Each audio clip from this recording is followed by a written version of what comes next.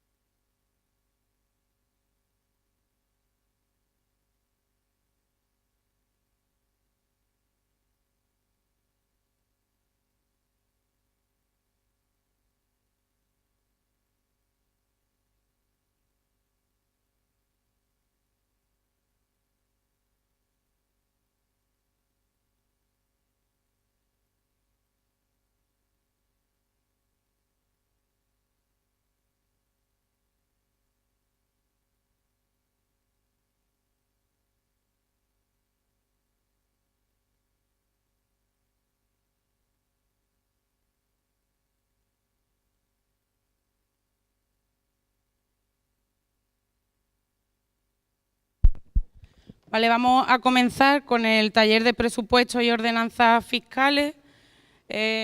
Lo va a impartir José Ramón Páez Pareja, licenciado en Ciencias Empresariales, tiene un máster en Desarrollo Económico y Sostenibilidad, ha realizado estudios de posgrado en Economía Social y Solidaria, es doctor en Desarrollo, ha trabajado en numerosos ayuntamientos vinculados al área económica y a las haciendas locales. Tuvo que emigrar por falta de oportunidades y en el extranjero trabajó en el Banco Interamericano de Desarrollo. Actualmente es asesor en el Ayuntamiento de Cádiz y os dejo con él. Bueno, vale, muchas gracias por la invitación y por participar aquí. Gracias por la presentación. Y a ver,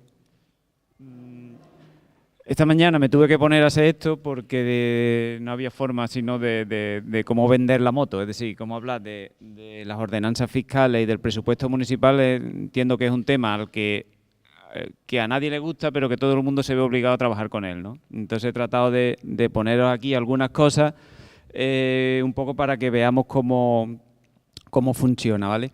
La idea sería dejar bastante tiempo para que se hagan preguntas y demás, ¿vale? Yo he tratado, por un lado, de poner todo aquello que viene en la normativa y también comentar algunas cosillas de las que hacemos para ver cómo podemos gestionar, ¿vale? Lo cual no quiere decir que incumplamos la normativa, sino que gestionamos como se puede, ¿vale? En principio tendríamos un marco normativo básico, que sería, luego esto cuando ya lo termine de poner bonito y demás, si queréis lo difundo por ahí para que os lo hagan llegar, ¿vale? Pero digo, hoy no os lo hago llegar porque me he levantado esta mañana para poderlo hacer, ¿vale? Entonces ya no... tendríamos la orden EA 3565, que sería una norma que está derivada de la Ley de Haciendas Locales y es donde vienen cómo se gestionan ciertos impuestos, cómo se tienen que catalogar los impuestos, creo que era esta de aquí. Luego la Ley de Haciendas Locales, que sería la básica, y luego la Ley de Bases, que ya hemos hablado también, y luego la Ley de Sostenibilidad y de Administración Local. Esta sería la 27/2013. Voy a hacer un inciso con esto porque un compañero dijo antes en el debate sobre municipalismo algo relacionado con el tema de las competencias. No digo un compañero de la mesa, sino alguien de los que tomó la palabra. La Ley de Racionalidad y Sostenibilidad de la Administración Local se creó con la intención de asignar una competencia a una administración. Ese era el espíritu de la ley, ¿vale? Cada administración tuviese una competencia para que no hubiera duplicidad de administraciones o duplicidad de competencias en distintas administraciones, que va al hilo de lo que dijo un compañero. Pero luego, como las normas en este país se hacen como se hacen, esto ha generado un montón de problemas porque incluso esta ley propició que se paralizasen los servicios sociales y que el propio ministerio tuviera que dar marcha atrás en la ley. Por lo tanto, eso de reclamar una competencia para una administración es un poco complicado cuando la base es que el ayuntamiento es la administración más cercana de la ciudadanía y, por lo tanto, cualquier ciudadano, cuando tiene cualquier tipo de problema, vamos a decirlo así, al primer lugar donde acude es al ayuntamiento. ¿Por qué? Porque el ciudadano o los ciudadanos entendemos como que el ayuntamiento forma parte de las estructuras del Estado, ¿no? Y al formar parte de la estructura del Estado, yo no entiendo si esto es ayuntamiento, es diputación, es junta, es el Estado y es el que tiene que resolver mis problemas. Por lo tanto, acudo a lo que tengo más cercano. Y además es como normalmente el alcalde o la alcaldesa y los concejales, concejalas, forman parte de la ciudadanía y son accesibles, pues me identifico con ellos y por lo tanto les reclamo a ellos y no se entiende de que haya competencia o que no haya competencia. Entonces tengamos cuidado con el debate sobre competencias sí o competencias no, ¿vale? A ver, el presupuesto. Voy a mezclar algunas cosillas, ¿vale? Porque el tema de las ordenanzas y el presupuesto municipal está mezclado. El presupuesto sería el documento, ¿vale? El documento base en el cual recogemos nuestras prioridades políticas y las convertimos en acciones. Es decir, un ayuntamiento, y abajo pongo el simbolito que es del teléfono, de la llamada y demás, y de uno que se ha perdido, ¿vale? Un ayuntamiento que no tiene un presupuesto, en teoría, pues no tiene un modelo de ciudad, no tiene una idea clara de cuál es la política que quiere desempeñar porque no la traduce en acciones concretas, ¿vale?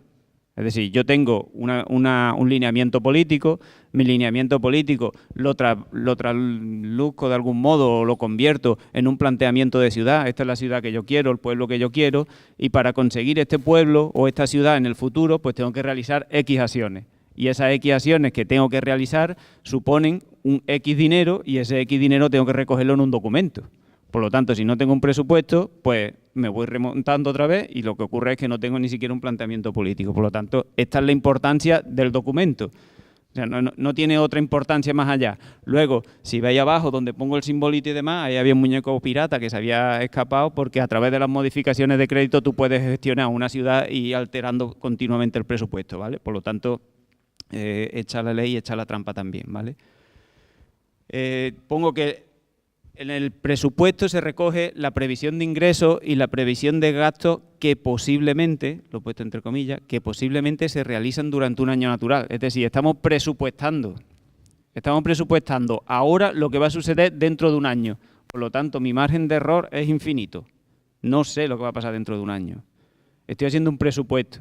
Me estoy aventurando a decir que voy a ganar tanto para gastármelo en tanto, pero luego pasará lo que tenga que pasar, ¿vale? Y eso es importante tenerlo en cuenta, porque eso no quiere decir que lo que ponga en un presupuesto esté escrito en piedra. Es susceptible de modificación y, por lo tanto, lo más importante de la fiscalización cuando no estamos en el ayuntamiento, sino que es cuando estamos en la oposición o cuando formamos parte de cualquier candidatura, es fiscalizar y controlar las modificaciones presupuestarias que hay dentro de los ayuntamientos. Es decir, es importante tener un presupuesto, pero también es importante saber hacer modificaciones de crédito para saber gestionar un ayuntamiento en minoría, como estamos gestionando en algunos sitios, a través de modificaciones de crédito y o lo que sería a través de decreto, ¿no? O sea, el gobierno, ¿qué lleva haciendo el gobierno del Estado durante mucho tiempo? Gobernar a través de decretos. En este país se hacen, no sé, 40 leyes al año, y no lo he dicho a voleo, sino que es una media de las que suele haber, pero suele haber 2.000 o 3.000 decretos al año. ¿Por qué? Porque se gobierna a través de decreto, porque no hay consenso, como no hay consenso hago decreto, ¿vale? Tengo que hacer un presupuesto que tengo que pasar por pleno, que me lo tiene que aprobar el pleno por mayoría. Como no tengo presupuesto, gobierno por decreto. ¿Qué es gobernar por decreto? Hacer modificaciones de crédito. Estoy haciendo un símil, no es literal, ¿vale? Pero para que se entienda, por lo tanto, la fiscalización de las candidaturas tiene que centrarse en esas modificaciones de crédito. Luego, el presupuesto establece qué se gasta, en qué se gasta y cómo se gasta o cómo se financia. Y ahí viene luego la correlación de números que hay posteriormente, ¿vale? Sí tenemos que tener claro que aquello que no se mete en el presupuesto no se puede gastar. O sea, los ingresos que no se meten en el presupuesto sí se pueden cobrar, pero los gastos que no se meten en el presupuesto no se puede gastar, ¿vale? Por lo tanto, aquello que queremos gastar tenemos que meterlo en el presupuesto. Y si no, pues tendremos que hacer las modificaciones que haya que hacer para tenerlo que meter, porque si no, no podemos gastarlo, ¿vale? Como norma básica, el presupuesto, dentro del presupuesto los ingresos tienen que ser mayores o iguales a cero. Es decir, el presupuesto tiene que partir de una nivelación y de un equilibrio, y eso implica que tiene que ser mayor o igual a cero. Es decir, no puedo tener más gastos que ingresos, sí puedo tener más ingresos que gastos, ¿vale? Lo cual daría un superávit, que es lo que no queremos ninguno. ¿El presupuesto cómo se elabora? Pues el alcalde, porque es potestad del alcalde y del equipo del gobierno, elabora una propuesta. Esa propuesta, yo he puesto aquí, hay una negociación, depende del grado de participación que queramos darle o la necesidad que tengamos de negociarla. Eso luego se lleva a una aprobación inicial, se lleva al Pleno, el Pleno la discute, el Pleno la aprueba y en teoría, según dice la ley de Haciendas Locales, se debe de hacer antes del 15 de octubre, algo que sistemáticamente incumple, creo que todos los ayuntamientos, ¿no? Luego, una vez que se aprueba por Pleno, esto se tiene que poner a exposición pública durante un periodo de 15 días. Cuando se expone durante 15 días, esto ha habido cambios, ¿por qué? Porque esta ley, o sea, no ha habido cambio en el tiempo, sino ha habido cambio en la aplicación real, porque esta ley es anterior a la nueva ley que ha habido de procedimiento administrativo, y con el procedimiento administrativo todos los días, cuando la ley habla de días, automáticamente se convierte en días hábiles. Antes contaban los sábados, ahora no cuentan los sábados y por lo tanto los periodos se han alargado mucho, ¿vale? Entonces 15 días aquí se te pueden convertir en un mes natural. No tanto, pero más o menos sí. Si ocurre con las ordenanzas fiscales, que las ordenanzas fiscales tienen que estar expuestas durante 30 días, y como la ley dice días, con la nueva ley de procedimiento administrativo se interpreta como días naturales. Días naturales en las fechas en las que se suelen elaborar las ordenanzas fiscales se traducen en 2 meses de exposición pública, 2 meses naturales, ¿vale? En teoría, este sería el procedimiento para tener aprobado un presupuesto. Ahí me ha bailado un número, no es antes del 13, sino antes del 31 de diciembre, ¿vale? Aquí os pongo una cierta relación que hay entre las ordenanzas fiscales y el presupuesto, ¿vale? Esta relación, a ver, como he dicho, estoy tratando de explicaros tanto lo que dice la norma con cómo vamos a tener que gestionar, ¿vale? La norma dice que tú tienes unos periodos para elaborar tanto las ordenanzas fiscales como para elaborar el presupuesto. La línea de abajo sería la línea que implica cómo se elabora el presupuesto, sería más o menos este mismo proceso que hay aquí puesto en esta línea de abajo, ¿vale? Este proceso sería la línea de abajo. Vemos que finaliza el 31 de diciembre, ¿vale? Pero ¿qué ocurre? Que si yo elaboro un presupuesto, teóricamente, tú elaboras el presupuesto sabiendo cuáles son tus ingresos y tus ingresos te los gastas en lo que sea. Pero primero tienes que saber cuáles son tus ingresos. ¿Cómo sabes cuáles son tus ingresos? Haciendo las ordenanzas fiscales. Las ordenanzas fiscales son las que te permiten cobrar en base a lo que dice la ley de haciendas locales. ¿Por qué? Porque los ayuntamientos solo cobran los ingresos que vienen determinados por las ordenanzas fiscales. O sea, un ayuntamiento no se puede inventar un cobro. Lo único que puede cobrar un ayuntamiento es lo que vienen estipuladas en las ordenanzas fiscales, nada más. Nada más, no se puede inventar nada. Y luego veremos, cuando veamos las ordenanzas fiscales, algunas cosas.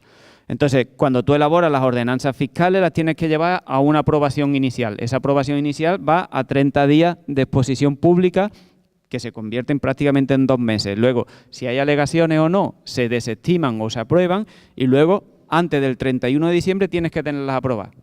¿Qué ocurre? Que si tú aprovechas el tiempo hasta el máximo y apruebas tus ordenanzas fiscales el 31 de diciembre, no puedes elaborar el presupuesto antes, porque si elaboras el presupuesto antes, parte de que no sabes cuáles son tus ingresos, ¿no? Entiendo el símil, por eso puse esa línea que une una con la otra, porque en teoría la ley te dice que antes del 31 de diciembre tienen que estar las dos cosas, ¿no? Pero hay una cierta contradicción dentro de la norma. Digamos que las ordenanzas fiscales tendrían que estar aprobadas, no sé, en junio, para poder elaborar el presupuesto y que el presupuesto esté en diciembre. Pero hay ese baile de datos que al final te permite que tú hagas un presupuesto como de aquella manera y que luego tengas que modificarlo, ¿vale? Vale, aquí he puesto el contenido del presupuesto, no es muy importante, pero porque todo esto viene en la norma, y he puesto los artículos, el 164, el 165 y el 166 de la Ley Reguladora de las Haciendas Locales, que viene el presupuesto en sí como parte del ayuntamiento, el presupuesto de todos los organismos autónomos y de las empresas municipales que sean 100% propiedad del ayuntamiento, las empresas y los organismos municipales tienen que reportarle su presupuesto al ayuntamiento antes del 15 de septiembre para que antes del 15 de octubre el ayuntamiento haga el consolidado del presupuesto, ¿vale? Luego una memoria que explique el contenido, la liquidación del presupuesto anterior, como todos los ayuntamientos liquidan tarde el presupuesto, pues hay una valoración pero falta información. Y luego algunos informes o algunos anexos que son obligados como el anexo de las inversiones, ¿vale? Aquí he puesto el anexo de inversiones que, por ejemplo, el Ayuntamiento de Cádiz no posee el anexo de inversiones en el presupuesto anterior, pero principalmente porque es que no tiene inversiones. Entonces eso se hace cuando hay inversiones que tienen una duración con una periodicidad superior al año. ¿Vale? Con aquí el contenido. Como os lo voy a pasar y tampoco es tan importante detenerme, paso. ¿Vale? Aquí pues he puesto la estructura del presupuesto. La estructura del presupuesto partiendo de lo que decía anteriormente, de que los ingresos tienen que ser mayores o iguales que los gastos. Y he puesto que los ingresos es la previsión de los ingresos esperados y los gastos sí hay que concretarlos. Es decir, los ingresos es lo que estimo que voy a ingresar y los gastos sí los detallo. Y luego la clasificación. Cuando veis las partidas presupuestarias, cualquiera que participe dentro de un ayuntamiento o haya visto alguna información, verá que tiene 3 bloques de números, ¿vale? El primer número sería la clasificación orgánica, que sería, bueno, si sería un gasto o un ingreso, que sería quién ingresa, ¿vale? Eso sería la concejalía. La clasificación económica, que sería el para qué gasto, el para qué o el cómo se gasta, ¿vale? Y luego la clasificación del programa o de función es el en qué, ¿vale? Ahí hay una diferenciación. Una cosa implica, digamos, la forma en la que se va a prestar o se va a adquirir el servicio. Esa sería la económica, ¿vale? Porque tú puedes hablar de la prestación de un servicio de, yo qué sé, lo que estábamos haciendo en Cádiz con la remunicipalización, ¿no? El servicio de los socorristas de las playas, ¿no? Pues el servicio sería protección civil.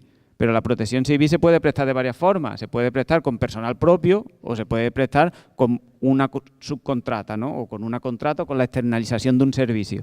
Por lo tanto, por eso hay distintas catalogaciones de los números. O sea, distintas formas de clasificación. Con los ingresos, entrando de los ingresos. Aquí os he puesto que el cálculo de los ingresos ha de ser realista, ¿vale? Basado en el principio de prudencia. Y os he subrayado los de realista partiendo de la base que venía al comienzo de que primero no he calculado las ordenanzas fiscales para saber cuáles son los ingresos. Tengo puesto una llamada porque también, a ver, ¿qué ocurre? Que cuando tú llegas a un ayuntamiento y tienes que elaborar el presupuesto, tú ya partes de una, o sea, los ayuntamientos son instituciones arcaicas que son primarias, o primarias me refiero a que son, que en el origen son anteriores a los propios estados, ¿vale? Ya luego cada uno interpreta según su formación política de una forma u otra, pero el gobierno local tiene un origen que es antiquísimo, ¿no? Luego hay generando distintos cambios y demás, pero cuando a lo que me refiero que cuando llega al ayuntamiento, el ayuntamiento ya está funcionando. Cuando tú llegas al ayuntamiento hay unos presupuestos previos de X años, ¿vale? Y hay unos gastos adquiridos y comprometidos de X años anteriores. Por lo tanto, ¿tú qué vas a gastar? Tú vas a gastar lo que te quede de los gastos que ha comprometido el que estaba antes que tú. O sea, da igual que tú quieras hacer unos ingresos X y gastarlos en X cosas, ¿vale? Pero si el servicio de la basura, el que estaba antes que tú, lo comprometió durante 12 años, tú lo pagas. No te queda otra. Entre otras porque tus competencias es recoger la basura, ¿no? Pero si lo hizo de una forma directa o indirecta a un precio o a otro, tú asumes eso.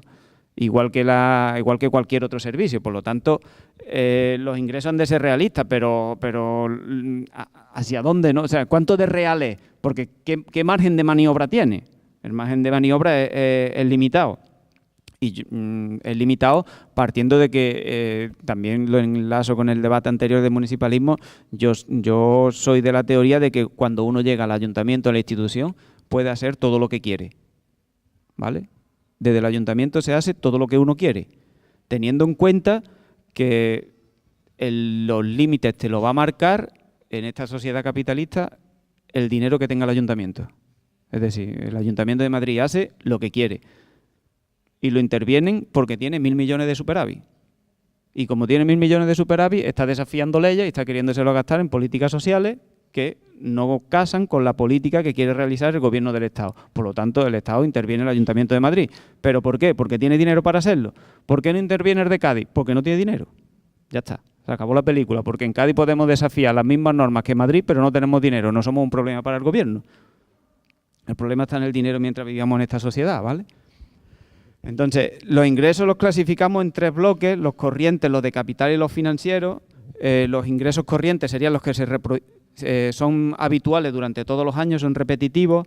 Los de capital son financiación externa que nos viene principalmente por endeudamiento.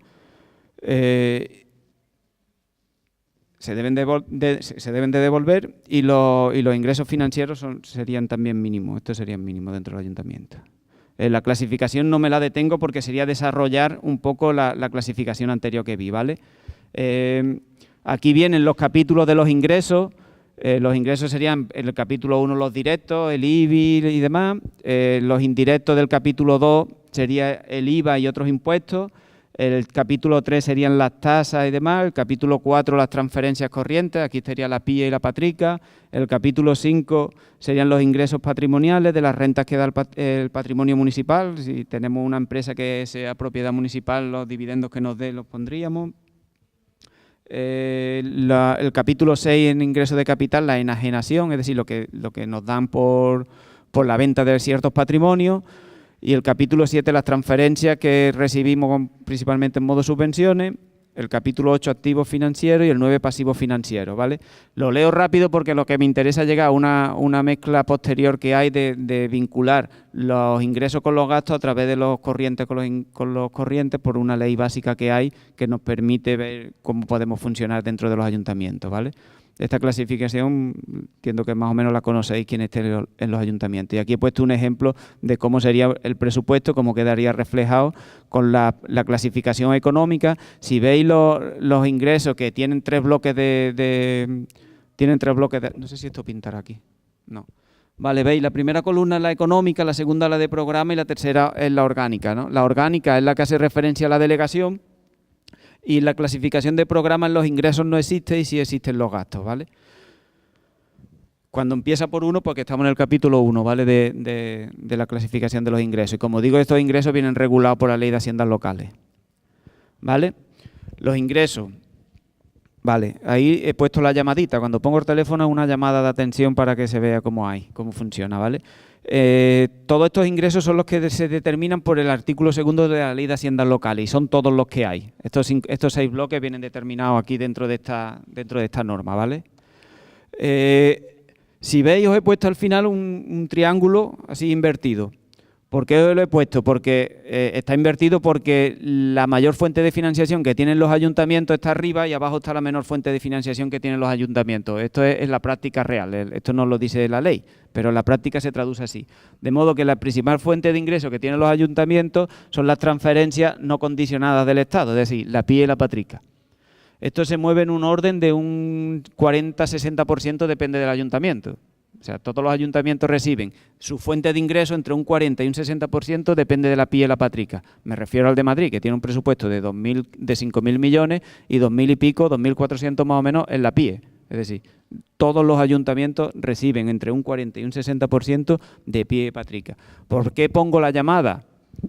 Porque esto depende o sea, la llamada la vinculo, sin saberlo, al análisis previo que se hizo dentro del debate anterior de municipalismo, ¿vale?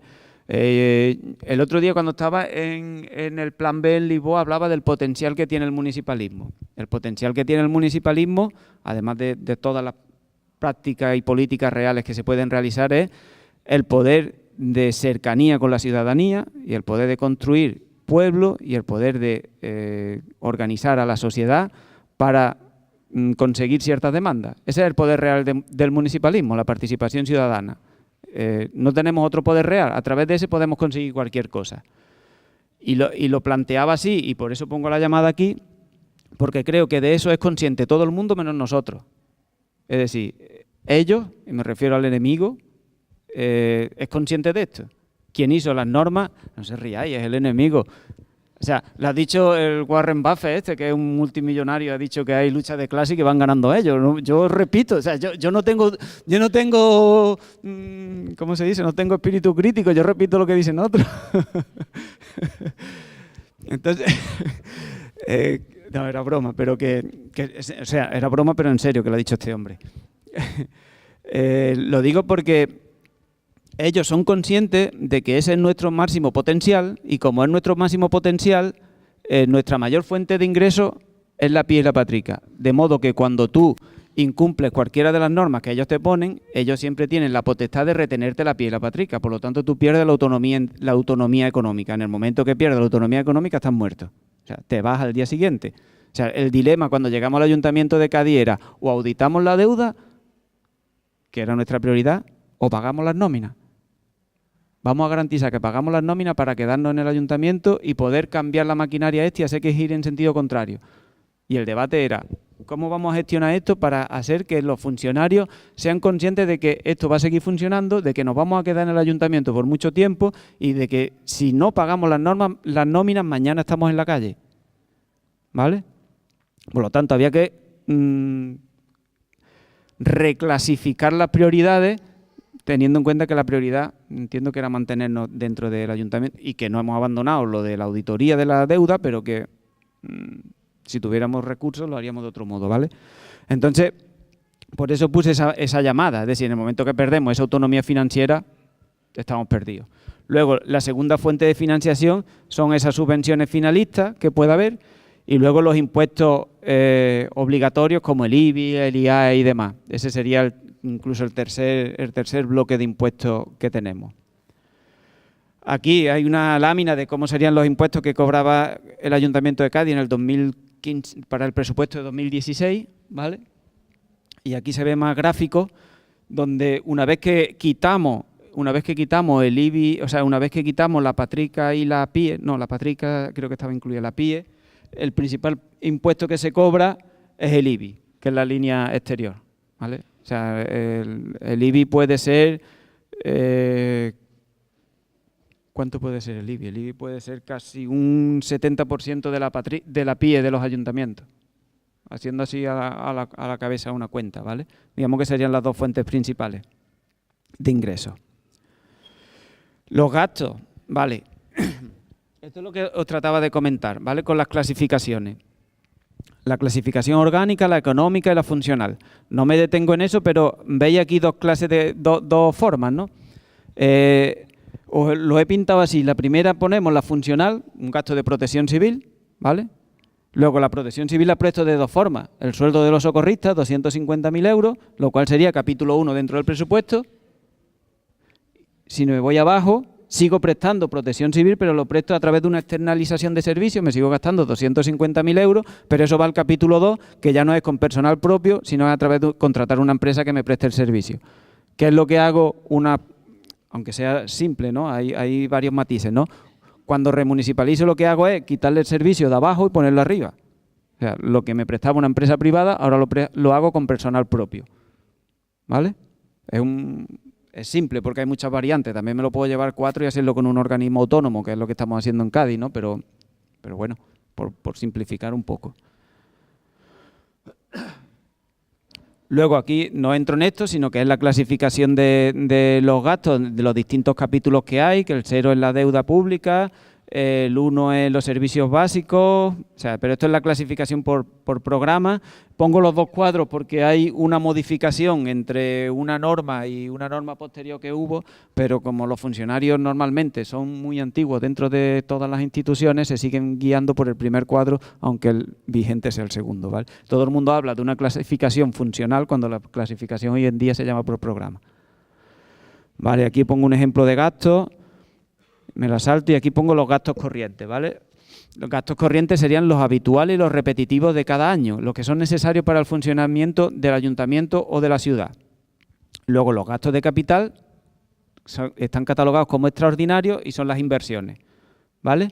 Y los gastos financieros son los destinados a adquirir cierta financiación para poder realizar o para cubrir desajustes que pueda haber. Aquí viene la clasificación. El capítulo 1 sería el personal. Capítulo 1 solo es salario. Esto está limitado ya por la ley de racionalidad y por la ley de estabilidad presupuestaria y sostenibilidad financiera. El capítulo 2, los gastos corrientes. El capítulo 3, los intereses principalmente de deuda, de préstamos. El capítulo 4, las transferencias corrientes que yo le hago a los organismos autónomos y a las empresas municipales. El capítulo 5, un fondo de contingencia que está regulado por el artículo 31 de la Ley de Estabilidad Presupuestaria y Sostenibilidad Financiera. Esto es el 0,5 de tus ingresos, que lo pones ahí, que no te lo vas a gastar, no sé que tenga un terremoto en tu ciudad. O sea, es como una forma que tuvo el gobierno de imposibilitar o de limitar el gasto. El capítulo 6 son inversiones reales, el capítulo 7 son transferencias de capital, que también realizo en mis organismos y mis empresas municipales, pero para inversiones principalmente. El capítulo 8, activos financieros, y el 9, la deuda. Este sería un cuadro del resumen de gastos del Ayuntamiento de Cádiz, y aquí los gastos como están estipulados, que principalmente son pago de personal, el pago por delegaciones. Si veis, la de Hacienda es la que se lleva más, pero porque el pago de la deuda se clasifica dentro de Hacienda principalmente, no por otro motivo. Luego lo siguiente sería la limpieza en Cádiz, sería el mayor gasto, y luego la policía local. Vale, el endeudamiento. Y aquí, el endeudamiento de los ayuntamientos. He puesto dos cuadros. El de arriba sería a corto plazo y el de abajo sería a largo plazo. ¿Vale? El de arriba tiene una llamadita que es una gracia que nos ha hecho Montoro con el tema de los presupuestos generales del Estado. En las operaciones de tesorería o el corto plazo tienen un límite según la ley del 30% de los ingresos corrientes. Es decir, este préstamo a corto plazo quiere decir que tú lo tienes que devolver dentro del año. ¿Vale? Tú solo tienes un año para devolverlo, y esto está destinado a cubrir desajustes de la tesorería. Es decir, cuando estás viendo que el cobro de impuestos no te da para pagar todos los meses las nóminas, pues entonces va y pide un préstamo de tesorería para poder, sería un préstamo de efectivo para poder pagar, no es crédito, sino es simplemente efectivo, ¿vale? Hay una cosa que se me ha pasado deciros. A ver, cuando hablamos en el presupuesto hablamos de crédito. Crédito es posibilidad de asumir gastos, ¿vale? No tiene nada que ver con el dinero que tengo en la caja, ¿vale? Son dos cosas diferentes. El presupuesto es dinero ficticio, digámoslo así, ¿no? El presupuesto son anotaciones contables que están en un papel, que lo que pone en el papel te lo puedes gastar. Luego se pagará o no se pagará según lo que haya en la caja, ¿eh? Pero son dos cosas diferentes. Que no podemos mezclar una cosa con la otra. Que yo, si tengo presupuesto, puedo gastar. ¿Cómo lo paga? Ah, yo no he dicho que estoy pagando. Yo he dicho que tengo presupuesto y que puedo gastar. Luego ya veremos cómo pago. Luego habrá ingeniería para ver cómo se paga, igual que hay ingeniería para ver cómo se gasta. Pero que tengamos claro que son dos cosas diferentes. Que cuando hablamos de presupuesto hablamos de créditos. Crédito es poder pagar, o sea, poder gastar. Luego ya veremos cómo pagamos, ¿vale? Esta operación de tesorería lo que te da es dinero para poder pagar cuando tienes desajuste de dinero. Estamos hablando de flujo monetario ahora, ¿vale? ¿Y por qué pongo la llamadita? Porque los presupuestos generales del Estado, a través de la disposición adicional 98, permite convertir el corto plazo en largo plazo. Cuando tienes los presupuestos aprobados del año anterior, te lo permite hacer. Me bajo al siguiente y luego vuelvo al de arriba. El largo plazo son los préstamos que tú pides para financiar principalmente las inversiones, porque se supone, según lo que vamos a ver después, que los ingresos corrientes pagan los gastos corrientes y lo que te sobra va para inversiones. Cuando tienes inversiones y estás saneado, pues puedes permitirte pedir crédito bancario para poder invertir, ¿vale?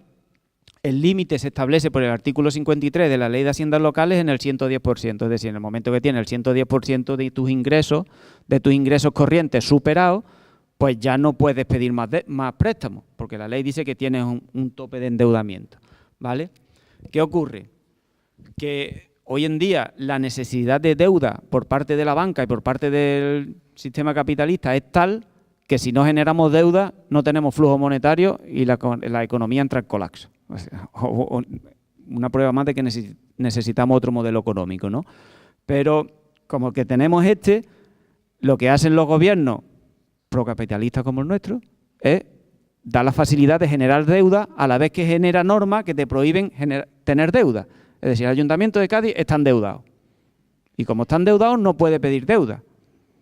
¿Qué ocurre? Que ahora el gobierno dice, bueno, vale, como mis amigos del banco necesitan dar préstamos y tú estás endeudado, ¿cómo puedes pedir deuda? Pues venga, este año dejo que convierta el corto plazo en largo plazo. Pero es que si convierto el corto plazo en largo plazo, el Ayuntamiento de Cádiz hoy en día está en el 140% de sus ingresos corrientes. Si yo convierto el corto plazo en largo plazo, quiere decir que yo voy a superar el 140 y me voy a convertir en el 150. Bueno, vale, pero este año no pasa nada. Eso es lo que ha hecho el Ministerio. Y como bueno vale, este año no pasa nada, pues bueno vale, este año no pasa nada y yo lo voy a hacer. Es decir, tú me estás dando la posibilidad de hacerlo, tenemos un ayuntamiento no arruinado, pero sí endeudado, y por lo tanto la única posibilidad de acometer inversiones es convirtiendo el largo plazo en el largo plazo. Pues entonces habrá que, una vez que se apruebe el presupuesto, convertir el corto plazo en largo plazo. Ahora toca hablar con la banca para decir, ¿cuánto me da de corto plazo? Pues como máximo el 30% de los ingresos corrientes, pues una vez que tengo el corto plazo al máximo, aprovecho y lo convierto en largo plazo. ¿Y qué hago con ese largo plazo? No voy a hacer mamotreto, no voy a poner pantallas LED, pero sí habrá que hacer inversiones sociales. ¿Y quién lo va a pagar esto? Nadie, no lo va a pagar nadie.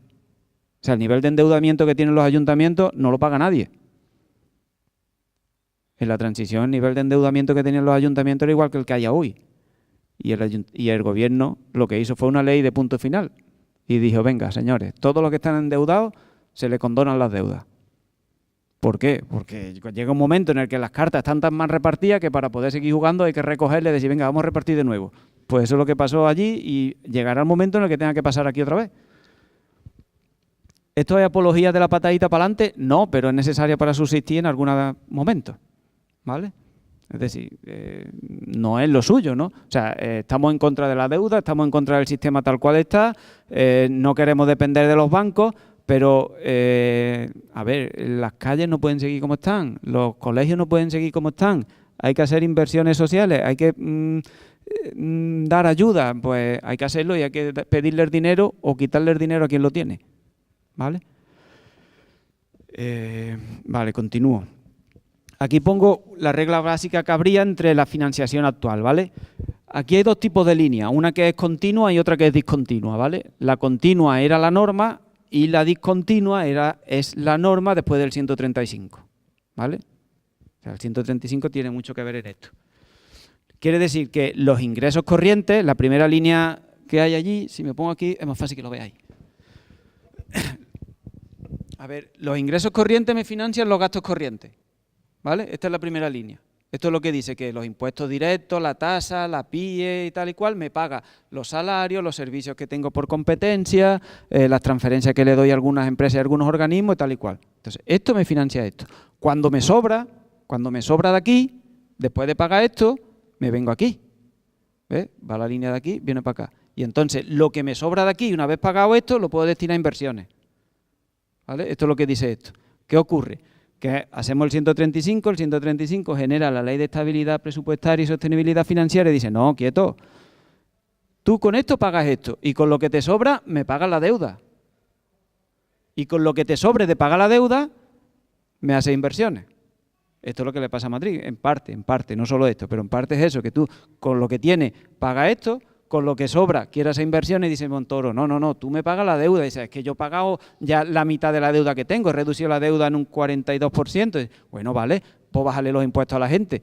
Vamos a ver, pero si la gente está pagando estos impuestos, que se los pusiste tú cuando estabas gobernando, yo ahora lo que quiero es invertirlo en arreglar colegios, en arreglar las calles, en hacer inversiones, tal y cual. No, o me pagas deuda o me pagas los impuestos. Esto es lo que le está pasando a Madrid, ¿vale?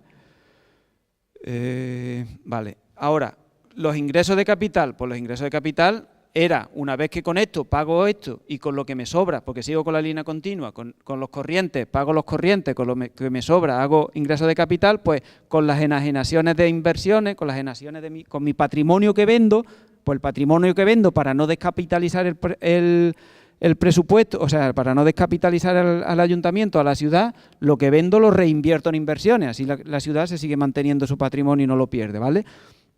¿Qué ocurre? Que ahora no, ahora con lo que tú vendes, pagas deuda. Es decir, vendes propiedades municipales para pagar la deuda que has contraído y cuando te sobra, la inviertes, pero te tiene que sobrar.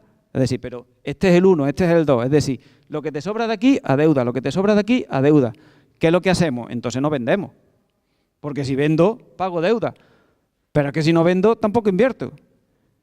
Esto se convierte en que al final tú gestionas para abrir y cerrar las puertas, luego viene la ingeniería para que esto no sea así, ¿vale? Los ingresos financieros, que son los activos que recibo, los préstamos que recibo, ¿para qué los destino? Pues los destino para gasto de capital, para inversiones, es decir, me endeudo para invertir. Lo he pintado así, con el 135 y la ley de estabilidad y demás, lo que te dice es que tú ya no puedes pedir.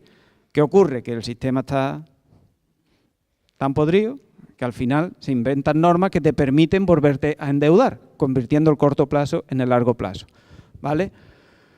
¿Qué hicimos nosotros en Cádiz con el tema del hotel, el famoso hotel del Estadio de la Tribuna? ¿Vale? El hotel del Estadio de la Tribuna es capítulo 6, inversiones reales. Ya como ha sucedido, ha pasado un año y pico, ya se puede contar todo. El hotel de la Tribuna es capítulo 6. Capítulo 6. Vamos a la línea esta, ¿no? Porque ya tenemos 135 y demás. El capítulo 6 quiere decir que va a pagar deuda. ¿Vale? ¿Qué ocurre? Que mis ingresos corrientes ni siquiera me cubren los gastos corrientes. Es decir, mis gastos corrientes son más grandes que mis ingresos corrientes. No, mentira. Mis ingresos corrientes son mayores que mis gastos corrientes y me sobra. Y lo que me sobra me va a pagar deuda también. Todo lo que me sobra de aquí me lo llevo a pagar deuda. Y lo que me sobra de aquí me lo llevo a pagar deuda. Lo que ocurre es que hay la enajenación, yo de aquí no me la llevé a financiar deuda, sino que la subimos hacia arriba. ¿Por qué? Porque con el exceso que teníamos de aquí, cuando se ve las cuentas al final de año, el exceso de inversiones, el exceso de ingresos corrientes, una vez pagados los gastos corrientes, me daba un límite que me permitía cubrir la deuda. Por lo tanto, da igual que el exceso de aquí me lo llevase aquí, porque la venta que tenía me cubría la diferencia. Lo estoy enredando un poco porque es un poco complejo, ¿vale? La cuestión es que cuando se hizo la operación de incluir la enajenación del hotel, en las cuentas a final de año, lo que se trasluce es que nosotros, si llegamos a haber vendido el hotel, hubiésemos pagado deuda. Es lo mismo que está haciendo Madrid, lo mismo que está haciendo Barcelona. Es decir, si nosotros hubiésemos vendido y presentamos las cuentas en el ministerio ve que nosotros hemos vendido para pagar deuda. Pero por lo tanto, pero es irreal. ¿Por qué? Porque yo tengo para vender hasta final de año.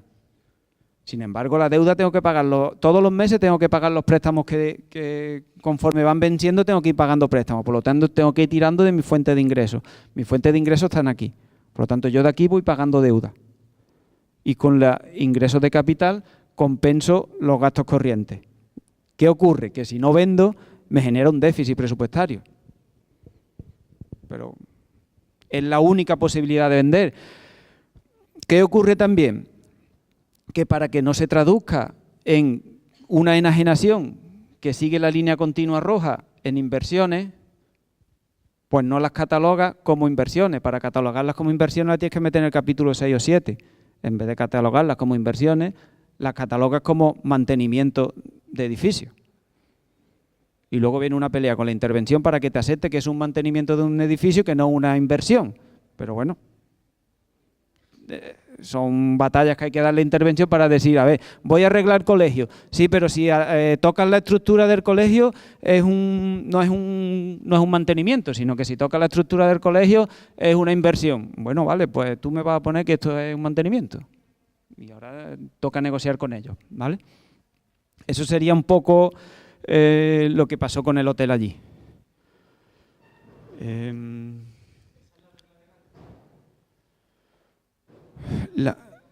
La regla...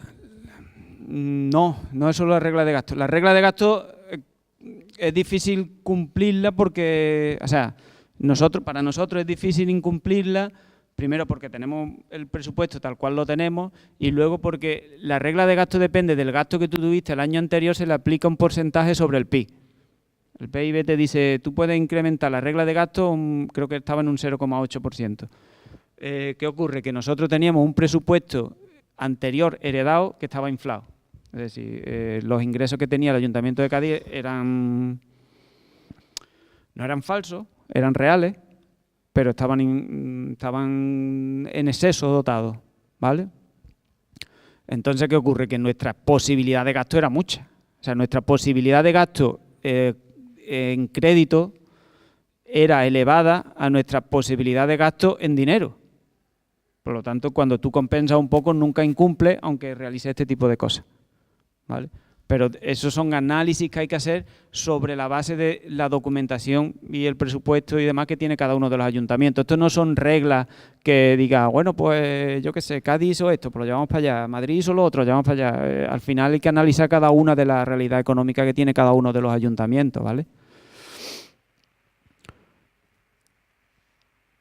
El resultado presupuestario, la liquidación entre los créditos, ¿vale? Los créditos que tengo por los derechos de cobro y las obligaciones de pago, pues eso me da un resultado presupuestario. Ese resultado presupuestario puede ser positivo o negativo y ahora se traduce en un, bueno, esto sería la fórmula, se traduce en un remanente de tesorería, que el remanente de tesorería sí es flujo monetario, no es solo crédito, y ese flujo monetario es el que te va a dar un superávit o no. Es decir, tú puedes tener un superávit en la liquidación del presupuesto, pero luego cuando calcula el remanente de tesorería te sale un remanente negativo. Eso es lo que ha sucedido, en Cádiz, aunque aún no hayamos presentado la liquidación de forma pública.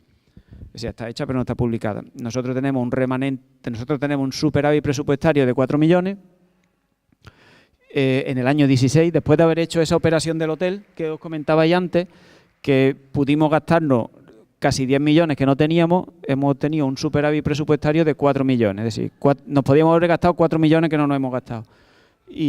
Pero cuando calcula el remanente de tesorería, como hemos liquidado impuestos antiguos y hemos dotado en exceso las provisiones, nos da un remanente negativo de tesorería. También el remanente negativo de tesorería, digamos de algún modo que ha sido buscado, ¿vale? A ver, esto requiere, aunque nos desviamos un poco, requiere un poco estar viendo la normativa continuamente, viendo lo que va saliendo para ver cómo jugamos con ella, ¿vale? Salió una normativa, creo que era en marzo, una nota del Ministerio que decía que aquellos ayuntamientos que tenían remanente negativo de tesorería y que no tenían capacidad de financiación o capacidad de endeudamiento, pues se le podía conceder, según un plan de saneamiento, porque hay que decirlo así, sanea-miento, porque nadie lo cumple, ¿vale? Es la realidad. Pues nos daba la posibilidad de acogernos a una carencia en el pago a los proveedores, en una carencia en el pago de la amortización del capital de los préstamos concedidos para los pagos a proveedores. En el año 2012-2013 se concedieron los préstamos para liquidar los proveedores, ¿vale? En aquella época Cádiz tenía como 80 millones de euros en pago a proveedores. Estamos hablando de 80 sobre un presupuesto de 150, ¿vale? Tenía 80 millones de euros y pidió 80 millones de euros de préstamo para pagarle a los proveedores. Puso a los proveedores a cero en el año 2013, finales de 2013, principios del 14, los proveedores de Cádiz estaban a cero, cuando se les debía 80 millones. Cuando llegamos nosotros en el 2015, a mayo de 2015, ya se les debían otra vez 44 millones. O sea, la maquinaria era perversa, la maquinaria que había, ¿vale? Bueno, pues el gobierno dice, si tiene un remanente negativo de tesorería, te concedo la posibilidad de que no pagues esos préstamos, o sea, no que no los pagues, sino que durante 3 años no pagues el capital de los préstamos. Pues entonces, cuando tu capacidad de pagar préstamos está limitada, tu capacidad de inversión es nula, una carencia en la amortización de préstamos te permite cierto margen de poder, con cierta acción de desobediencia, poder invertir. Es decir, el Ayuntamiento de Cádiz está en 145 millones más o menos de presupuesto. De los 145 millones de presupuesto, tenemos que pagar de préstamos en torno a 25 millones. ¿Vale? Con esos ingresos es imposible cuadrar un presupuesto. O sea, con la realidad de Cádiz, ¿vale? La realidad de Cádiz es que con ese presupuesto, si nosotros priorizamos, tal cual nos dicen las normas, el pago de la deuda, el pago de los salarios, el pago de ciertos servicios básicos, a nosotros nos faltan recursos para asumir los recursos básicos. O sea, no tenemos recursos económicos suficientes para pagar todos los servicios que tenemos que prestar. Por lo tanto, hicimos la operación y con esa operación tenemos un límite, o sea, tenemos una posibilidad de no amortizar esos préstamos, porque generamos ese remanente negativo de tesorería. ¿Cómo generamos el remanente negativo de tesorería? Pues había que cobrar unos ciertos impuestos que de por sí se presupuestaban sabiéndose que nos iban a presupuestar. Como nos iban a presupuestar, pues hicimos un expediente de depuración de ingresos y los dimos de baja. Al darlos de baja se produce un desajuste en las cuentas y tenemos un remanente negativo. ¿Vale? Con ese remanente negativo nos acogemos al plan este de saneamiento y cogemos la carencia en los préstamos. Y esto nos da una bajada en el presupuesto de pago por 12 millones. Vendrán en el futuro, pero bueno, ya vendrán. Durante 3 años no tengo que pagar esos 12 millones. Como no tengo que pagar esos 12 millones, en teoría y legalmente, esos 12 millones hay que destinarlos a compensar el remanente negativo que tenemos. ¿O no? O ya se compensará. Entonces, pues con esos 12 millones lo vamos a invertir. Asumiendo que no vamos a liquidar el remanente negativo de tesorería. Pero creemos que es más importante arreglar los colegios tal cual los tenemos hoy en día. Creemos que es más importante arreglar el Campo del Sur, que por ahí pasa alguien con una ambulancia subido y es posible que se muera dentro de la ambulancia por cómo está la calle y entonces asumimos que vamos a gastarnos ese dinero en inversiones sociales que son necesarias para la ciudad. ¿Qué consecuencias tiene eso? Pues que seguramente, según nuestra capacidad de gasto, nuestra operatividad en el gasto, pues generemos mayor remanente negativo de tesorería y se nos prohíba endeudarnos en cierto tiempo. Pero como nos vamos a acoger a la norma esa que hizo el Ministerio, que nos podemos endeudar ahora, pues compensamos una con la otra y ya tenemos límite de endeudamiento superado para otros 15 años. Lo cual también nos garantiza que quien venga detrás no se encuentre el ayuntamiento saneado. Que es uno de los grandes errores que cometen muchas de las candidaturas, que llegan a los ayuntamientos y lo ponen todo fetén, todo blanqueadito, para el que llegue detrás vuelva haciendo las políticas que se estaban haciendo antes en este país. Pues antes que hacerlas tú, las hago yo, pero con fines sociales. ¿Vale? En el 21. Está todo pensado. Está todo pensado por parte del Ministerio. O sea, el Ministerio hizo la carencia sabiendo que el pago se hacía después de las elecciones, ¿eh? Lo ha hecho el Ministerio queriendo, no lo hemos hecho nosotros. O sea, que el Ministerio sabe lo que hace porque beneficia a sus ayuntamientos también. Vale, y con las ordenanzas, pues no sé, creo que he ido diciendo cosas por todos lados. Las ordenanzas están reguladas dentro de la Ley de Haciendas Locales, lo que no venga de las ordenanzas no se puede cobrar. Y aquí, esto es que ya lo he comentado antes. No sé.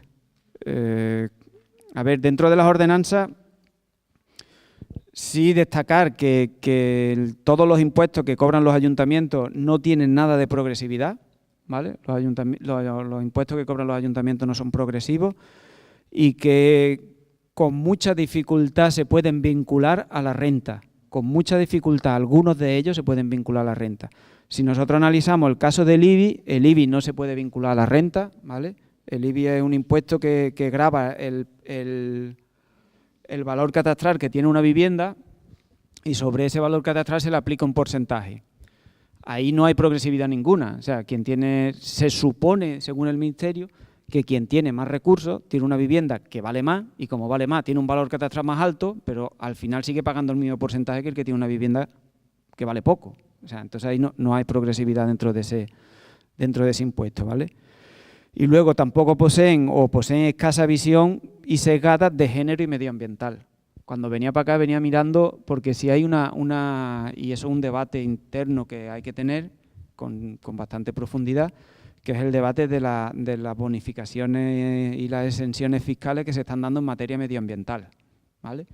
A aquellos que se compran unos vehículos híbridos o eléctricos y tal y cual, se pueden acoger a medidas medioambientales y fiscales. Y en teoría está bien, pero un Toyota Prius vale 30.000 euros, ¿vale? A ver quién se compra un Toyota Prius a 30.000 euros. A ver a quién le estamos dando exenciones fiscales. Es decir, que todo esto no es tan fácil como se dice. O sea, que nos pintamos de verde, pero no hay que pintarse tanto de verde, o a lo mejor hay que leer algo de El ecologismo de los pobres. Es un libro de verdad. Entonces, tiene muchos matices esto de esas exenciones fiscales. Cuando se entregan exenciones fiscales según la catalogación medioambiental que se le dan a algunas viviendas, ¿quién tiene la posibilidad de catalogar medioambientalmente una vivienda? ¿Quién tiene la capacidad de poner doble acristalamiento y todos los utensilios estos de A+, no sé qué, de ecológico? ¿Quién puede poner eso en una vivienda? Pues al que pueda ponerlo lo podemos beneficiar fiscalmente. ¿Eso es lo que queremos hacer? Medioambientalmente sí. Económicamente no. No queremos beneficiar a uno a otro. Por lo tanto, no, digo que es un debate que hay que tener. Medioambientalmente yo soy partidario de que hay que tener ese debate, porque además el coche eléctrico es más insostenible que el coche diésel, ¿vale? Uno a uno no, pero es imposible que todos tengamos un coche eléctrico, ¿vale? Por lo tanto, es un debate que hay que tener en profundidad, que se aleja del tema de las ordenanzas fiscales, pero que siempre me gusta decirlo porque polemizo mucho con él. Y a ver, creo que yo voy a terminar ya. Entonces, ya con esto, no, digo porque ahora ya hacéis las preguntas. Yo con esto ya cierro y me vais preguntando sobre lo que vayáis creyendo conveniente, ¿vale?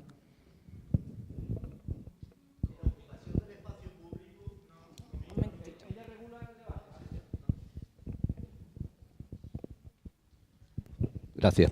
Sobre el tema de la progresividad de las ordenanzas fiscales, sobre la utilización del espacio público, me imagino que sí se puede meter progresividad, no sobre la renta, pero sí por zonas, por ejemplo.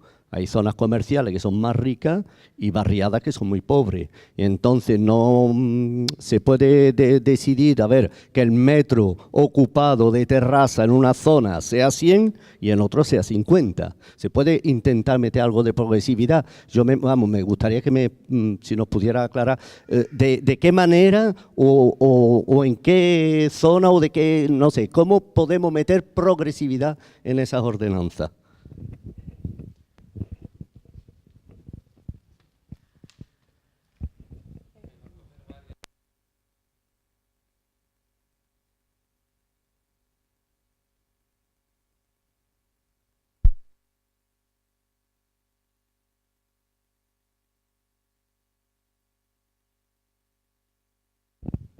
Ahora, lo primero que se me viene a la mente es que cuando accedamos o construyamos una lista para presentarnos a las municipales, habrá que poner un economista en la lista. Porque yo creo que los que estamos aquí poco entendemos, ¿no? Y además de los primeros puestos para que salga, ¿no? Y después se me ocurre también, por lo que he escuchado y lo poco que entiendo, es que hay que hacer una especie de ingeniería financiera para poder salir adelante.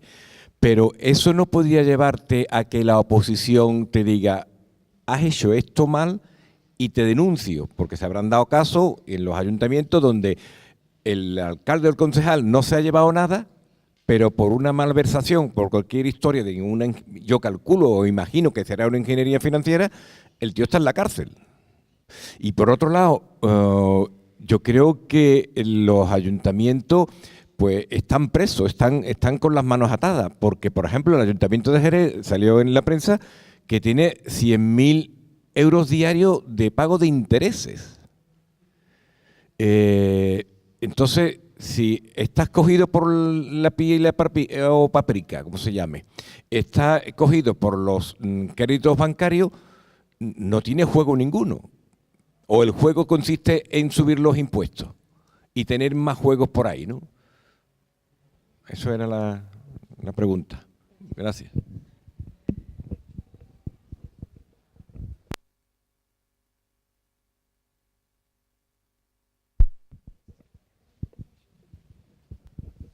Bueno, estoy un poquillo afónica.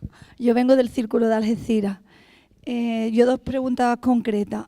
Has comentado que el principio de la regla de gasto y de ingresos, que no te puedes gastar más de lo que viene en el presupuesto. Los ingresos sí pueden entrar más ingresos. La figura del reconocimiento extrajudicial de crédito, que es muy habitual, que allí en Algeciras va al pleno todos los años, supuestamente esos son gastos que no vienen en el presupuesto, entiendo yo, ¿no? Pues un poquillo sobre ese tema me gustaría. Y ya por otro lado, no entiendo un poco referente a los mecanismos de control, ¿no? De cómo se gastan los dineros públicos en el ayuntamiento. Están los interventores que supuestamente tienen que fiscalizar, tesoreros, los habilitados, ¿no? Que bueno, parece que no controlan como deben de controlar, en el sentido, quiero decir, de que haya habido ayuntamientos sin cobrar como el Ayuntamiento de los Barrios, lo que pasó en su día en el Ayuntamiento de Marbella, ¿no? Esos ayuntamientos que se ven ya en las situaciones más peores. ¿Qué hace la Cámara de Cuentas? Quiero decir, ¿cuál es su función? Porque no le llega información, todo este tipo de información le llega. Sabe cuáles son lo que nos gastamos, o sea, los ingresos que hay, los gastos, los flujos monetarios también, la liquidez que hay. Me sorprende, o sea, dentro de que no lo sé cómo han podido ocurrir esto en estos ayuntamientos, o sea, que no hay cuáles son los mecanismos de control. Entonces, ¿qué hace la Cámara de Cuentas? ¿Manda una recomendación como el defensor del pueblo? Pregunto, lo dejo así en el aire, ¿no?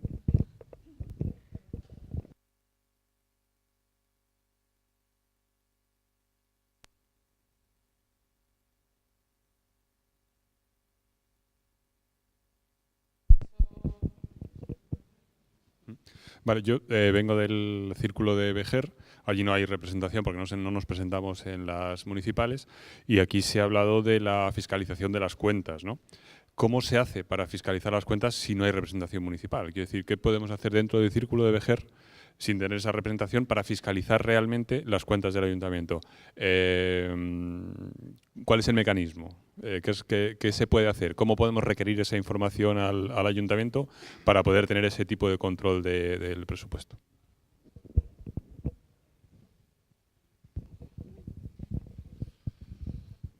Sí, vamos, yo vengo de San Roque, lo he dicho antes. Mi ayuntamiento es que es muy raro, es rarísimo porque además tiene una burrada de remanente de tesorería, ¿eh? Claro, el IBI de Sotogrande y el IAE de CESA, de la refinería, de todo este tipo de historias. Entonces, esta gente, tengo entendido que se pueden hacer inversiones y que son inversiones sostenibles, pero ¿qué se entiende por inversión sostenible? Que no, porque el alcalde hace lo que le da la gana. Lo mismo y además con un interés además político y partidario evidente, ¿no? Entonces, a ver si hay alguna limitación de eso. Otra cosa, nosotros nos encontramos en nómina, hay un informe de intervención mensual en todos los plenos diciendo que hay irregularidad en la nómina. Hay irregularidad en la nómina en cuanto hay gente que es jefe de área sin haber pasado por un proceso de oposición, en cuanto a que hay personal de empresas municipales que están trabajando, realizando funciones como funcionarios del ayuntamiento y no son funcionarios, y gratificaciones que no se pueden dar y se pagan y cosas por el estilo. ¿Qué se puede hacer?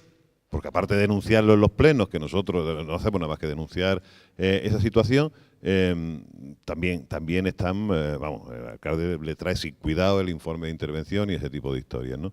Entonces, esa cosita sí sería bueno tener más o menos un margen de saber qué podemos hacer en esas situaciones.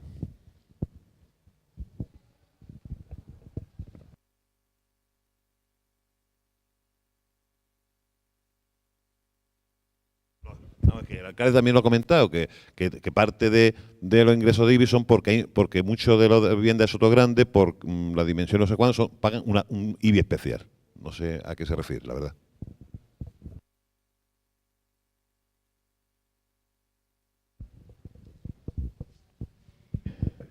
Hola. Sobre ordenanzas fiscales. Has comentado antes que había 30 días de exposición pública. Entiendo 30 días laborables con la nueva modificación. Hábiles. Vale. Y la segunda pregunta. Cuando hacemos alegaciones a las tasas, normalmente las rechazan porque dicen que son políticas y que no afectan. Entonces, me gustaría algunas orientaciones sobre cómo podemos enfocar esas alegaciones para que no sean rechazadas sistemáticamente y a ver por dónde podemos hincarle un poco el diente.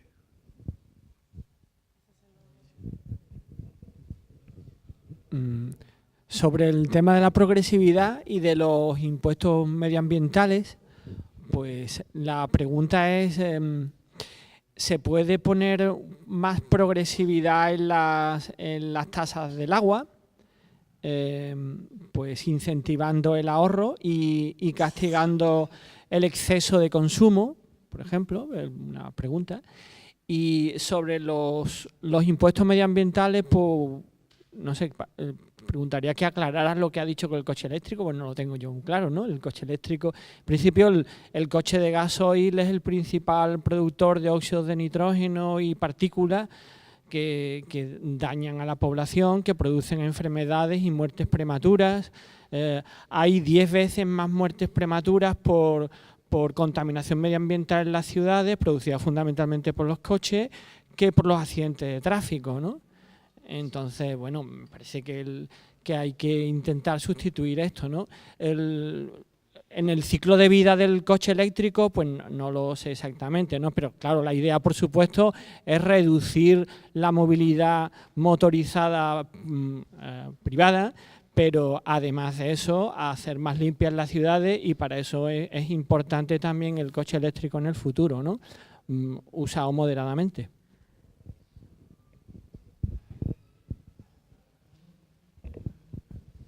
Yo voy a hacer muy cortito. ¿Cómo abordar una remunicipalización, con los límites que tenemos a día de hoy, ¿vale? ¿Cómo abordar una remunicipalización grande, que supone una inversión inicial grande, aun sabiendo que será rentable en el año tras año, pero cómo lo aborda con las limitaciones que tienes a día de hoy? Ustedes que habéis dado ya 80 vueltas a todo.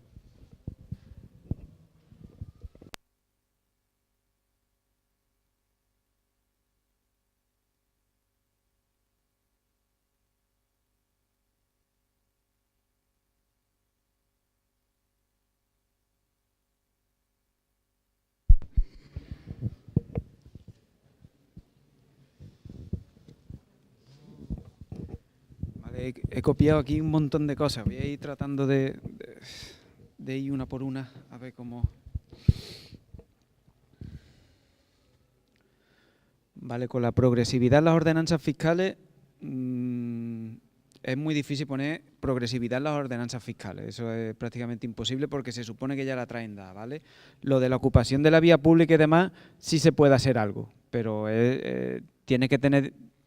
A ver, la cuestión es que hay que diseñar bien cuál es el hecho imponible o el hecho impositivo para ver cómo diseñar la ordenanza fiscal y que eso no te genere un desagravio entre una población y otra. Entonces, eso es el kit. ¿Cómo diseñar ese hecho impositivo? Según cómo se diseñe, se puede elaborar o no. Aquí, por ejemplo, Madrid decía que había recaudado mucho por el IBI cambiando los usos del suelo. O sea, cambiando los usos del suelo, modificando los IBI según los usos. ¿Qué ocurre? Que los usos los da el catastro. El catastro ya te ha determinado cuáles son esos usos. Entonces tú puedes cambiarlo, pero en base a lo que te ha dicho él. Entonces, analizando la estructura socioeconómica que tiene Madrid, tú puedes cambiar el IBI atendiendo a los usos y cobrarle más a los usos comerciales, industriales, etcétera, etcétera, y menos a la vivienda. Pero en el momento que se lo baja a la vivienda, al uso residencial, se lo bajas por igual a todas. Haces que paguen más los que antes pagaban menos, que son los comerciantes, grandes empresas, las SICAV que tiene allí afincada y demás. Pero ¿qué ocurre? Que eso pasa en Madrid. Esa realidad es la realidad de Madrid. Esa matriz no se puede llevar a otro lado. ¿Por qué? Porque si nosotros subimos ese tipo de impuestos en Cádiz, ¿quién tiene ese tipo no existe esa realidad, no existe ese tejido productivo, no existen esas grandes empresas que están afincadas allí como para poderle subir los impuestos. Por lo tanto, son variables que no son extrapolables de un lugar al otro porque son realidades distintas y hay que conocerlas en cada uno de los territorios. Por lo tanto, hay pequeños márgenes, pero son mínimos los que hay ahí, ¿vale? Ahí sí hay un trabajo que se está haciendo desde que llegamos los ayuntamientos del cambio y demás. Hay distintas redes que están trabajando, sea la red de municipalismo contra la deuda, otro tipo de redes que están haciendo trabajo. Y se están haciendo trabajos para modificar la ley de las haciendas locales. Igual que al poco tiempo de llegar a los ayuntamientos se hizo una modificación de la ley de racionalización y sostenibilidad de la administración pública que se presentó en el Congreso y que evidentemente nadie aprobó. O sea, se presentó, la hizo el grupo de Unidos Podemos y Podem y demás, y fuimos desde los distintos ayuntamientos a hacerle modificaciones. Entonces, hay trabajos que se están haciendo, igual que ese, se está haciendo un trabajo para modificar la ley de las haciendas locales. ¿Qué ocurre? Que nadie quiere modificar la ley de las haciendas locales. Hoy en día los ayuntamientos reciben, la financiación que reciben los ayuntamientos por parte del Estado creo que ronda el torno al 12%, cuando mucho. O sea, de todos los ingresos que recibe el Estado, solo cede a los ayuntamientos un 12%. Una demanda histórica siempre ha sido 33, 33, 33, con el trabajo que me cuesta pronunciarlo. Pero ahora solo recibe el 12%. O sea, en Francia, Alemania y demás están cerca del 20%. Por lo tanto, ¿por qué no tenemos mayor financiación? Porque tenemos que estar presos del Estado para coartar la autonomía local que tenemos los ayuntamientos. Y nos la coartan a través de los límites económicos. ¿Vale? Lo de los economistas en las listas, pues no tiene por qué. A ver, este trabajo lo tienen que estar haciendo los interventores y los funcionarios. ¿Qué ocurre? Que al final funcionarios e interventores no son nuestros. Y los funcionarios y los interventores hacen política. Claro que hacen política. O sea, gestionar un servicio de forma directa a través de personal público o gestionar un servicio de forma indirecta a través de una subcontrata es hacer política. Es apostar por los servicios públicos o es apostar por las privatizaciones. Y eso lo hacen los técnicos, eso lo hacen los funcionarios. Tenemos malos funcionarios o tenemos buenos funcionarios que no piensan políticamente como nosotros, pero hacen política, claro que hacen política. Todos los funcionarios hacen política. El maestro o el profesor que imparte religión hace política o no hace política. Claro que hace política. Todo el mundo hace. Por lo tanto, hay que tener economistas en las listas. Hay que tener un equipo que ayude cuando no tenemos a funcionarios que hacen su trabajo políticamente alineados a nosotros. Nosotros tenemos un programa político que para cumplirlo necesitamos de gente que nos dote de medios técnicos y si ellos no los ponen, pues tendremos que buscarlo por algún lado. Pero eso no implica que tengamos que tener a economistas en las listas. En las listas tenemos que tener a políticos. En las listas tenemos que tener a políticos.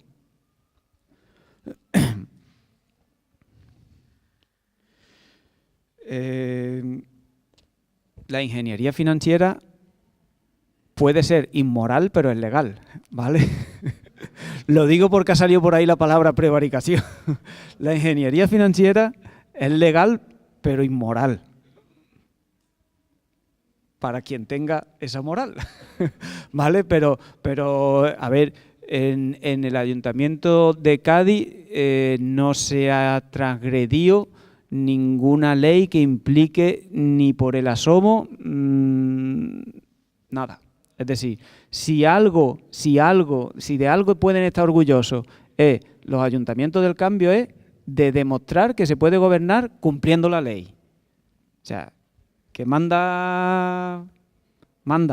Es decir, si alguien está cumpliendo la ley en este país en mucho tiempo, son los ayuntamientos del cambio, ¿eh? Aquí los demás que han gobernado antes se caracterizan por estar metidos en la cárcel, ¿eh? Con sentencia judicial. Muy poquito. Pero las pruebas son de que si alguien cumple la ley, somos nosotros, no ellos, ¿eh?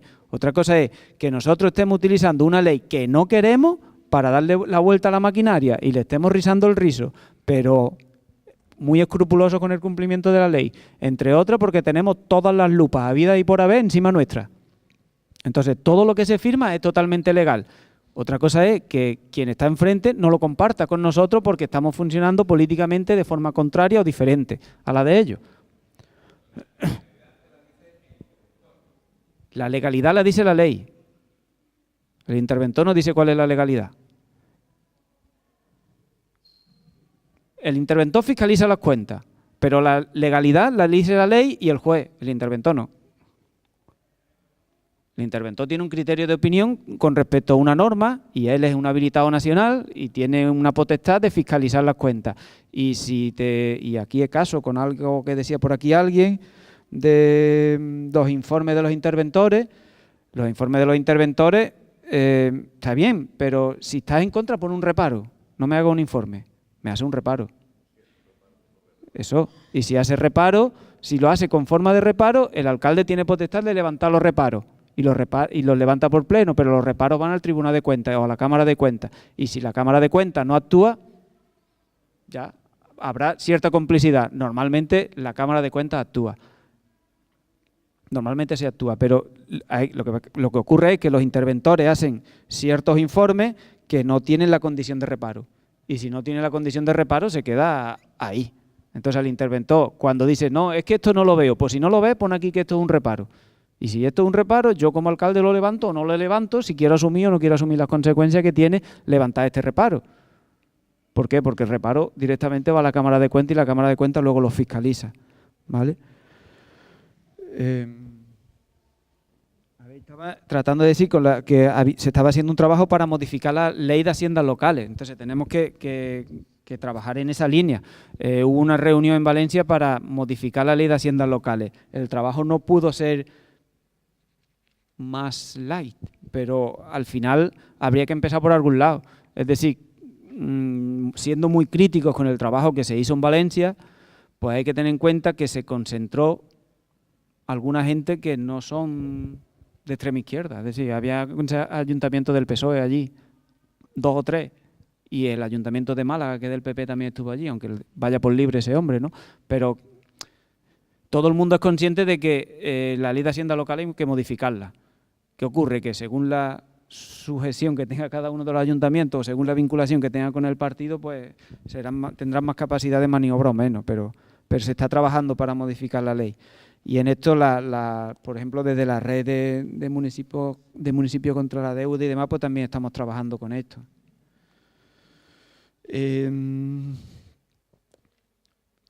Sobre los reconocimientos extrajudiciales de crédito y demás, ahí hay dos posibilidades: que el reconocimiento extrajudicial de crédito se haga porque no hay crédito o porque hay un defecto de forma previo. Es decir, si no hay un contrato que avale la prestación de ciertos servicios, no se pueden pagar ciertas facturas aunque tengas crédito presupuestario para pagarla. Entonces hay que reconocer ese crédito que se paga con ese, hay que reconocer esas facturas que se pagan con ese crédito que sí existe en el presupuesto. Si quieres hacer un reconocimiento extrajudicial de crédito y no tienes crédito, tienes que ver de dónde quitas crédito. Es decir, siempre se puede hacer. Por eso estaban los de fiscalizar las modificaciones de crédito. Yo pongo en el presupuesto que voy a comprar botellas de agua y doto crédito para comprar botellas de agua. Si luego me quiero comprar un teléfono, no tengo crédito para comprarme un teléfono. Pero digo, vale, pues quito este crédito y compro este y hago un reconocimiento de ciertos créditos y demás, o modificaciones de crédito. Hay diferentes formas, ¿vale? Que sería ese gobernar por decreto que os decía. Sobre la intervención y demás ya dije algo. O sea, la intervención, los interventores y los funcionarios hacen política y hay funcionarios e interventores que están presos y hay quien son cómplices y demás. Entonces ahí poco más. Para fiscalizar sin tener una candidatura, pues yo creo que tú estabas en un OSM, ¿no? ¿Tú no estabas en un OSM? ¿Los observatorios ciudadanos? ¿No? Estoy confundido con otro entonces. Vale, creo que hay unas herramientas de observatorios ciudadanos municipales que se pueden crear partiendo de que a través de la ley de transparencia cierta información o mucha información es pública. Los presupuestos tienen que ser públicos. Los presupuestos sí o sí tienen que ser públicos. La manera de gastarlo no es pública 100%, por eso hay que pedir las liquidaciones de los presupuestos, hay que pedirlas, hay que hacer presión y demás. Es cierto que, lo tenía enlazado por aquí con el tema de las ordenanzas. Las ordenanzas, Creo que era con las ordenanzas.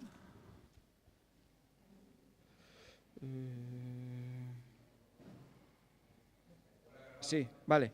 Era por la... ¿Cómo? No me he enterado. Ah, vale, sí, lo tengo con las alegaciones o rechazos de ordenanza y demás. A ver, la forma es movilizando. O sea, si no se moviliza la gente, es difícil que los ayuntamientos, cualquier institución trabaje de forma transparente. Si hay un colectivo ciudadano que reclama transparencia dentro del ayuntamiento y genera una plataforma, sea un observatorio ciudadano municipal, o sea una red contra la deuda, o sea lo que sea, acogiéndote a la ley de transparencia, esa información sí se hace pública. Es verdad que luego, en el momento en el que los ayuntamientos cuelguen en una plataforma virtual toda esa información contable, presupuestaria y demás, luego no hay forma. O sea, el lenguaje administrativo que se suele utilizar es infumable. O sea, no lo entiende nadie. Una cosa es que te den la información y otra cosa es que te den la información traducida para que la entiendas. Su obligación es darte la información, lo de traducirla no. Entonces ahí es donde hay que crear mecanismos que permitan traducir esa información para asimilarla, ¿vale? Pero sí hay, o sea, a través de la organización ciudadana se crean plataformas y observatorios que hacen que fluya la información hacia abajo. Las inversiones financieras sostenibles son inversiones que no generan gastos una vez que se construyen. Esa es la teoría.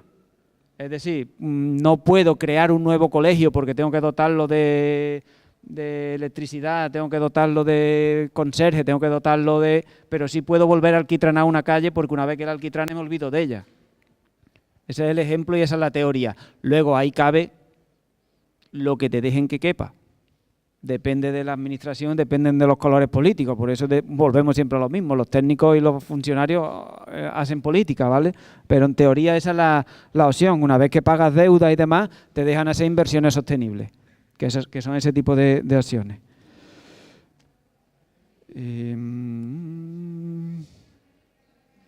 Progresividad. O sea, la progresividad en las tasas del agua y demás que comentaba alguien por ahí, sí se puede realizar. De hecho, en Cádiz hay una experiencia para que a través de un proceso participado se está modificando toda la tarificación del agua. Entonces se puede hacer que a través de distintos tramos, etcétera, etcétera, sí se puede hacer ese tipo de trabajo, pero eso es una tasa, eso no es un impuesto, ¿vale? Los impuestos los determina la ley y la tasa, la ley te dice cuáles son y tú la diseñas. Por lo tanto, la tasa sí se puede hacer, pero yo no he hablado de tasa, yo he hablado de impuestos siempre. Los impuestos que te dice la ley son los que no puedes incluirle nada que no esté en la ley, la tasa sí. Y vale, con la remunicipalización se remunicipaliza principalmente cuando tiene capacidad económica. Primero es un planteamiento político, evidentemente, pero cuando tienes capacidad económica empieza por donde puede, no por donde quiere. Es decir, para remunicipalizar lo mejor que hay que hacer es esperar que te venza un contrato, porque si tienes que pagarle núcleo cesante a la empresa que se va, no puedes asumir ningún contrato. Por lo tanto, en el momento que tu capacidad económica es X y finaliza un contrato de X, asume remunicipalizarlo. Es lo óptimo. Es decir, no te puedes aventurar a decir, quiero remunicipalizar el agua. ¿Por qué? Porque es un suministro vital básico. Sí, tengo dinero. No, ¿qué hago? Nada. Vale. Pues no remunicipalizo. O sea, tú puedes dar la batalla por la remunicipalización del agua, pero luego tienes que remunicipalizar aquello que puedes. ¿Por qué? Porque la idea y el objetivo de la remunicipalización es hacer que la maquinaria gire en sentido contrario. Es la vuelta a apostar por lo público. Y cuando antes se privatizaban servicios, hacer que vuelvan a estar en la administración, porque son más eficientes, porque son menos costosos, porque evita corruptela, etcétera, etcétera, etcétera, ¿vale? Y ya, lo único que me queda es lo del coche. Las alegaciones a las tasas, ¿cómo era? Tengo nota, alegaciones a las tasas. Ah, sí, las alegaciones. A ver, es que la ley te dice tres motivos por los cuales se tienen que alegar las tasas. Y normalmente las tasas, una vez que los impuestos, una vez que se diseñen, las tasas una vez que se diseñan, cumplen con esos 3 motivos como para no ser desestimadas. Por lo tanto, siempre se desestiman por cuestiones políticas. La única forma de hacer que se desestime una tasa es movilizando a la gente. Es decir, una subida del IBI es legal y cumple con toda la normativa para que se aplique. ¿Cuál es la única forma de que no se aplique y que el Pleno, que es quien tiene competencia, no aplique una subida del IBI? Movilizando a la ciudadanía en contra de una subida del IBI. No te queda otra. O sea, hay 3 causas que son A, B y C. O sea, no me las sé a la cabeza ahora mismo, no sé de cuáles son, pero solo son 3 motivos. Te lo estaba buscando antes y no me ha dado tiempo de encontrarlo. Pero uno es un defecto de forma que pueda haber, otra es la falta de un informe económico o un quebranto de la economía o de la hacienda local. O sea, son dos o 3 cuestiones así las que hay, nada más, ¿vale? Y lo del coche, mi planteamiento, que se aleja de las ordenanzas y no tiene nada que ver con esto, es que, a ver, no es mi planteamiento, es una corriente de ecológica, ¿no? Entonces, es más contaminante porque no hay ¿cómo se llama? El cadmio y otra serie de materiales que contienen las baterías que llevan los coches. No hay suficiente material para generar baterías para que todo el mundo tengamos un coche eléctrico. Y para que todo el mundo tenga un coche eléctrico, la minería intensiva que hay que realizar es tal que la contaminación excedería en no sé cuántas 1000 veces la que hay con los coches de diésel. Ese es el planteamiento. Por lo tanto, coche a coche es más económico, pero la generación de minería de intensiva y de impacto y el impacto económico que tiene la minería intensiva para generar ese tipo de batería no sería mucho mayor, ¿vale? Ese es el planteamiento. Y creo que respondí todas.